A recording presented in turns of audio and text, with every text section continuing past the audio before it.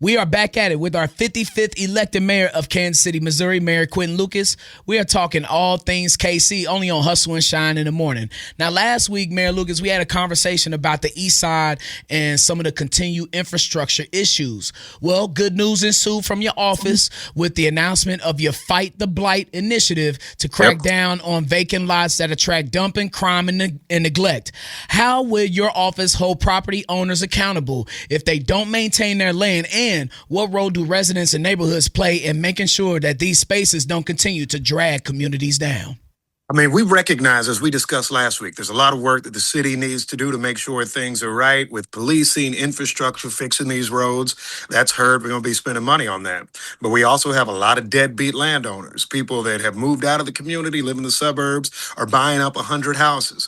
We are making sure not only that we register them, but that we enhance enforcement and fines, not on the folks who are just trying to get by every day, but on the people that are commercializing our communities, who are letting places fall into decay and, frankly, aren't keeping things up. It is very hard to see a development on a block when you got 5 vacant houses with all types of trouble, people coming in and out and beyond. This is us making sure that we register them, that we find them where necessary, and that we get better owners and newer owners when it's time for them to be seized on their property because they keep causing harms to the community. Would there be another number like besides like 311 to report certain lots that we know are vacant?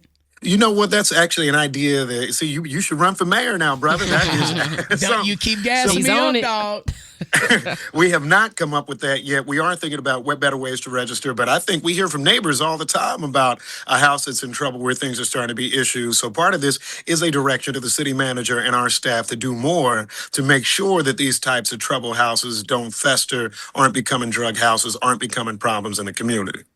Mayor Q, last Monday, Kansas City hosted its first WNBA game since 2005 with the Minnesota Lynx and Nigerian's women's national team. Now, it was just a preseason game, but the turnout looked pretty good. We've seen success in Big 12 with the Current, Sporting, Chiefs, and occasionally the Royals. Now, if we really are serious and intentional about securing a WNBA team in Kansas City, what would be the priority steps? And I know that your term ends next year, but could we realistically see one by 2030? Of course we could. Of course we could. I mean, I think the things you need to do, we kind of already have aligned, right? So we have the facility in the T-Mobile Center, particularly during the summer, that would create good active dates for engagement. So that's one huge positive of it. The next thing you need really is a fan base. And I think that's what that exhibition game showed us the other day, that we have people who are interested in women's sports, professional sports. It's good for the value for those of us with families. So that's a big deal. Mm-hmm. The final point, you need a family with enough money to help support a team. And we have some well-heeled people here in Kansas City who I think could be very helpful in making sure we take care of all of that. So, I mean, I think those are all steps that need to get it done. But Kansas City, I think, competes favorably with other cities in having a metro area, a fan base, resources to do it. We are talking all things KC with Mayor Quinton Lucas. Now, Kansas City says it's investing in proven strategies to move people from the streets into stable housing, Mayor Lucas.